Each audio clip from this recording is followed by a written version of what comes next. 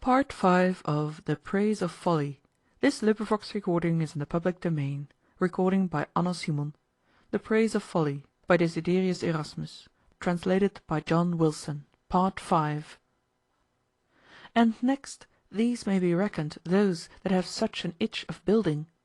One while changing rounds into squares, and presently again squares into rounds, never knowing either measure or end, till at last, reduced to the utmost poverty, there remains not to them so much as a place where they may lay their head, or wherewith to fill their bellies. And why all this? But that they may pass over a few years in feeding their foolish fancies.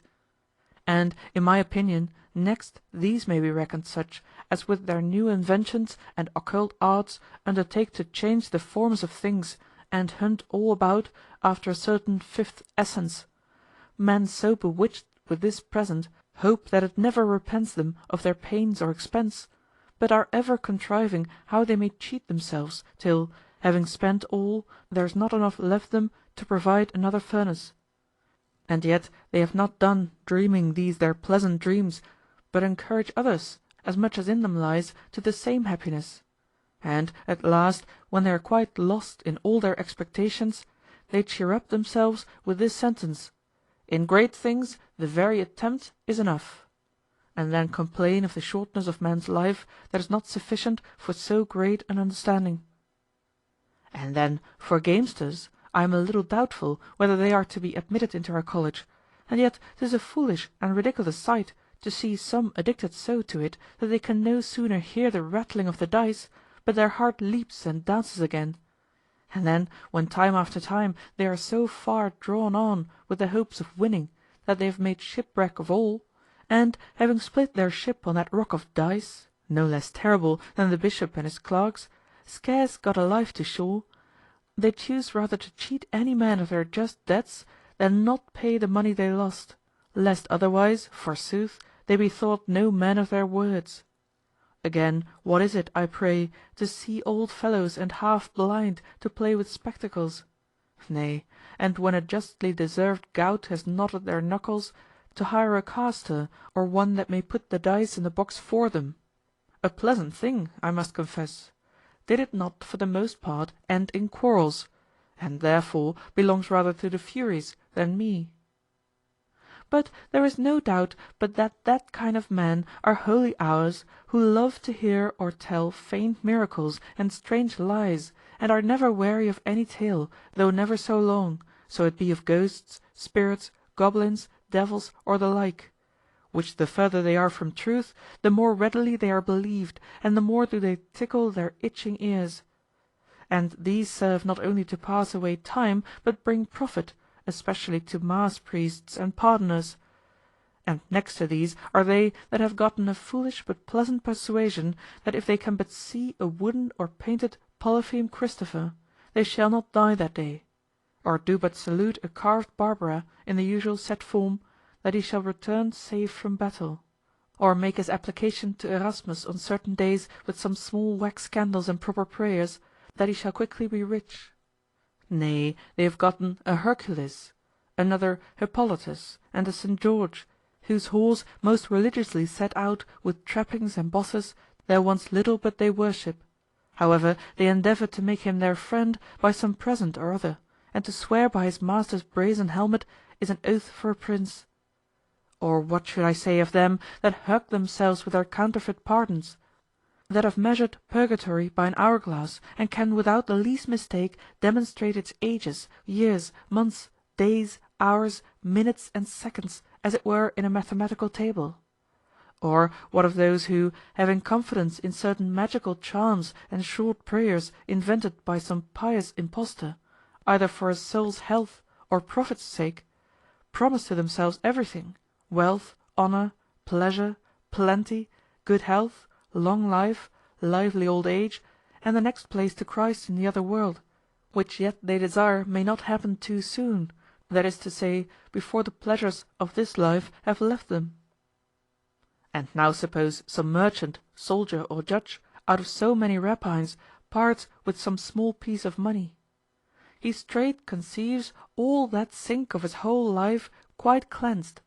So many perjuries, so many lusts, so many debaucheries, so many contentions, so many murders, so many deceits, so many breaches of trusts, so many treacheries bought off, as it were by compact, and so bought off that they may begin upon a new score. But what is more foolish than those, or rather more happy, who, daily reciting those 7 verses of the Psalms, promise to themselves more than the top of felicity? Which magical verses, some devil or other, a merry one without doubt, but more a blab of his tongue than crafty, is believed to have discovered to Saint Bernard, but not without a trick. And these are so foolish that I am half ashamed of them myself, and yet they are approved, and that not only by the common people, but even the professors of religion. And what? Are not they also almost the same, where several countries avouch to themselves their peculiar saint, and as every one of them has his particular gift, so also his particular form of worship? As one is good for the toothache, another for groaning women, a third for stolen goods, a fourth for making a voyage prosperous, and a fifth to cure sheep of the rot, and so of the rest, for it would be too tedious to run over all. And some there are that are good for more things than one, but chiefly the Virgin Mother, to whom the common people do in a manner attribute more than to the sun. Yet what do they beg of these saints but what belongs to folly? To examine it a little. Among all those offerings which are so frequently hung up in churches, nay, up to the very roof of some of them, did you ever see the least acknowledgment from any one that had left his folly, or grown a hair's breadth the wiser? One escapes a shipwreck, and he gets safe to shore; another, run through in a duel, recovers; another, while the rest were fighting, ran out of the field, no less luckily than valiantly; another, condemned to be hanged, by the favor of some saint or other, a friend to thieves, got off himself by impeaching his fellows; another escaped by breaking prison; another recovered from his fever in spite of his physician; another's poison, turning to a looseness, proved his remedy rather than death; and that to his wife's no small sorrow, in that she lost both her labor and her charge. Another's cart broke, and he saved his horses; another preserved from the fall of a house. All these hang up their tablets, but no one gives thanks for his recovery from folly. So sweet a thing it is not to be wise, that on the contrary men rather pray against anything than folly. But why do I launch out into this ocean of superstitions? Had I 100 tongues, as many mouths, and a voice never so strong, yet were I not able to run over the several sorts of fools, or all the names of folly, so thick do they swarm everywhere. And yet your priests make no scruple to receive and cherish them as proper instruments of profit; whereas if some scurvy wise fellow should step up and speak things as they are, as to live well is the way to die well, the best way to get quit of sin is to add to the money you give the hatred of sin, tears, watchings, prayers, fastings, and amendment of life, such or such a saint will favor you if you imitate his life. These, I say, and the like, should this wise man chat to the people, from what happiness into how great troubles would he draw them? Of this college also are they who in their lifetime appoint with what solemnity they'll be buried, and particularly set down how many torches, how many mourners, how many singers, how many almsmen they will have at it, as if any sense of it could come to them, or that it were a shame to them that their corpse were not honourably interred. So curious are they herein, as if, like the aediles of old, these were to present some shows or banquet to the people. And though I am in haste, yet I cannot yet pass by them who, though they differ nothing from the meanest cobbler, yet 'tis scarcely credible how they flatter themselves with the empty title of nobility. One derives his pedigree from Aeneas, another from Brutus, a third from the star by the tail of Ursa Major. They show you on every side the statues and pictures of their ancestors, run over their great-grandfathers and the great-great-grandfathers of both lines, and the ancient matches of their families, when themselves yet are but once removed from a statue, if not worse than those trifles they boast of. And yet by means of this pleasant self-love they live a happy life; nor are they less fools who admire these beasts as if they were gods. But What do I speak of any one or the other particular kind of man, as if this self-love had not the same effect everywhere, and rendered most men superabundantly happy? As when a fellow, more deformed than a baboon, shall believe himself handsomer than Homer's Nereus; another, as soon as he can draw 2 or 3 lines with a compass, presently thinks himself a Euclid; a third, that understands music no more than my horse, and for his voice as hoarse as a dunghill cock, shall yet conceive himself another Hermogenes. But of all madness that's the most pleasant, when a man, seeing another any way excellent in what he pretends to himself, makes his boasts of it as confidently as if it were his own. And such was that rich fellow in Seneca, who, whenever he told a story, had his servants at his elbow to prompt him the names, and to that height had they flattered him, that he did not question but he might venture a rubber at cuffs, a man otherwise so weak he could scarce stand, only presuming on this, that he had a company of sturdy servants about him. Or to what purpose is it I should mind you of our professors of arts? Forasmuch as this self-love is so natural to them all, that they had rather part with their father's land than their foolish opinions; but chiefly players, fiddlers, orators, and poets, of which the more ignorant each of them is, the more insolently he pleases himself; that is to say, vaunts and spreads out his plumes. And like lips find like letters; nay, the more foolish anything is, the more 'tis admired, the greater number being ever tickled at the worst things, because, as I said before, most men are so subject to folly. And therefore, if the more foolish a man is, the more he pleases himself and is admired by others, to what purpose should he beat his brains about true knowledge, which first will cost him dear, and next render him the more troublesome and less confident, and lastly please only a few? And now I consider it, nature has planted, not only in particular men, but even in every nation, and scarce any city is there without it, a kind of common self-love. And hence is it that the English, besides other things, particularly challenge to themselves beauty, music, and feasting. The Scots are proud of their nobility, alliance to the crown, and logical subtleties. The French think themselves the only well-bred men. The Parisians, excluding all others, arrogate to themselves the only knowledge of divinity. The Italians affirm they are the only masters of good letters and eloquence, and flatter themselves on this account, that of all others they only are not barbarous. In which kind of happiness those of Rome claim the first place, still dreaming to themselves of somewhat, I know not what, of old Rome. The Venetians fancy themselves happy in the opinion of their nobility. The Greeks, as if they were the only authors of sciences, swell themselves with the titles of the ancient heroes. The Turk and all that sink of the truly barbarous challenge to themselves the only glory of religion, and laugh at Christians as superstitious. And much more pleasantly the Jews expect to this day the coming of the Messiah, and so obstinately contend for their law of Moses. The Spaniards give place to none in the reputation of soldiery. The Germans pride themselves in their tallness of stature and skill in magic. And, not to instance in every particular, you see, I conceive how much satisfaction this self-love, who has a sister also not unlike herself called flattery, begets everywhere. For self-love is no more than the soothing of a man's self, which, done to another, is flattery. And though perhaps at this day it may be thought infamous, yet it is so only with them that are more taken with words than things. They think truth is inconsistent with flattery, but that it is much otherwise we may learn from the examples of true beasts.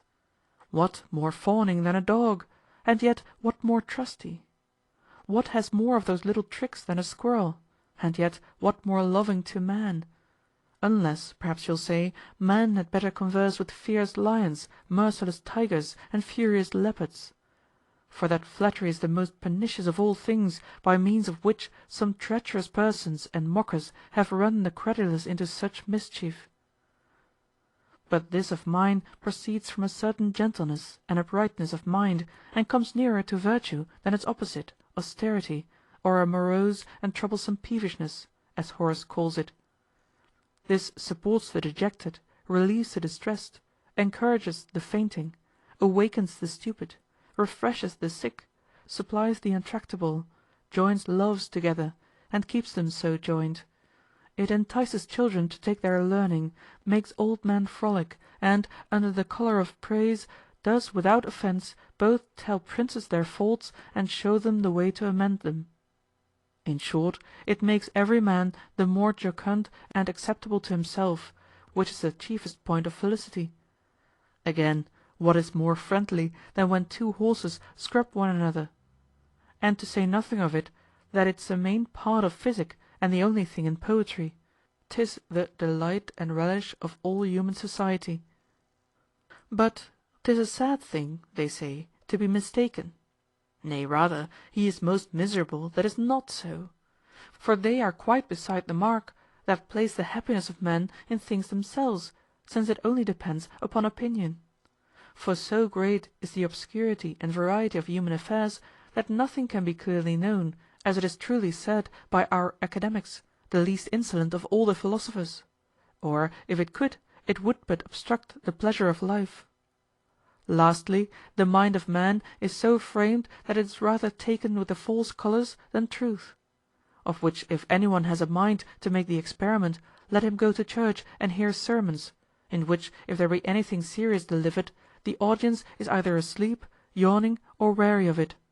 But if the preacher, pardon my mistake, I would have said declaimer, as too often it happens, fall but into an old wife's story, they presently awake, prick up their ears, and gape after it. In like manner, if there be any poetical saint, or one of whom there goes more stories than ordinary, as for example a George, a Christopher, or a Barbara, you shall see him more religiously worshipped than Peter, Paul, or even Christ himself. But these things are not for this place. And now, at how cheap a rate is this happiness purchased? Forasmuch as to the thing itself a man's whole endeavor is required, be it never so inconsiderable; but the opinion of it is easily taken up, which yet conduces as much or more to happiness.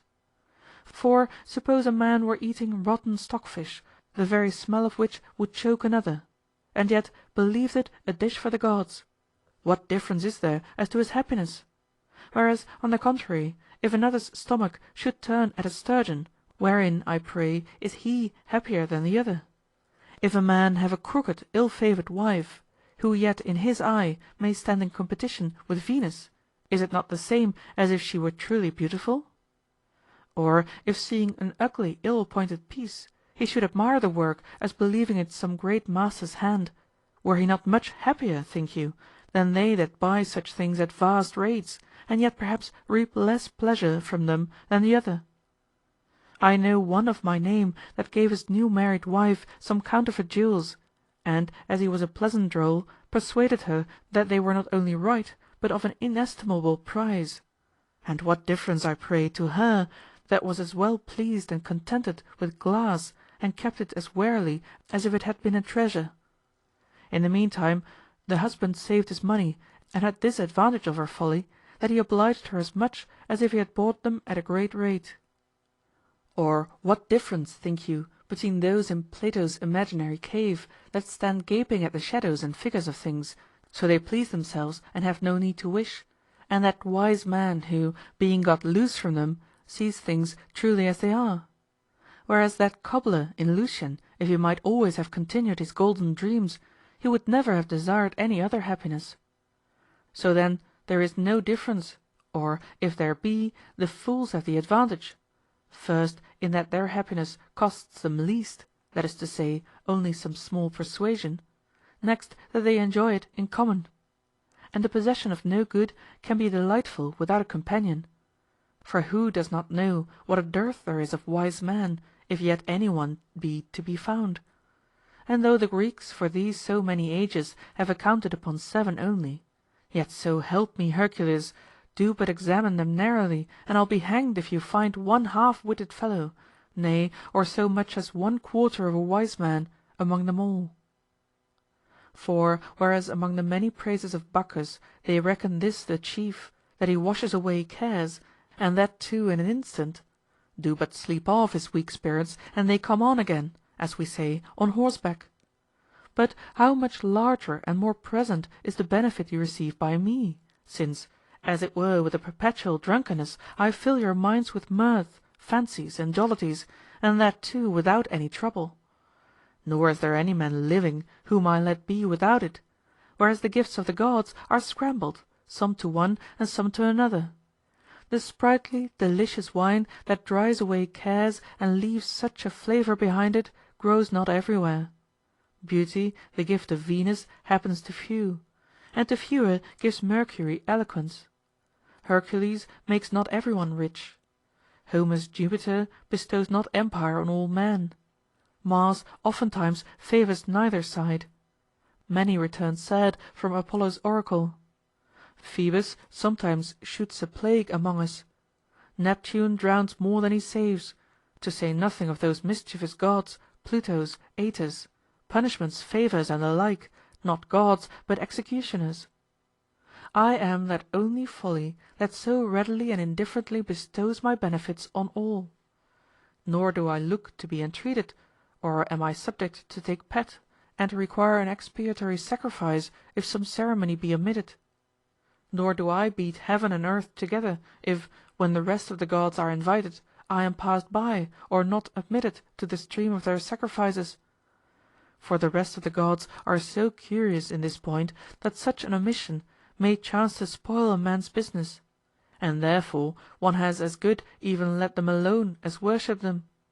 Just like some men who are so hard to please and withal so ready to do mischief that 'tis better be a stranger than have any familiarity with them.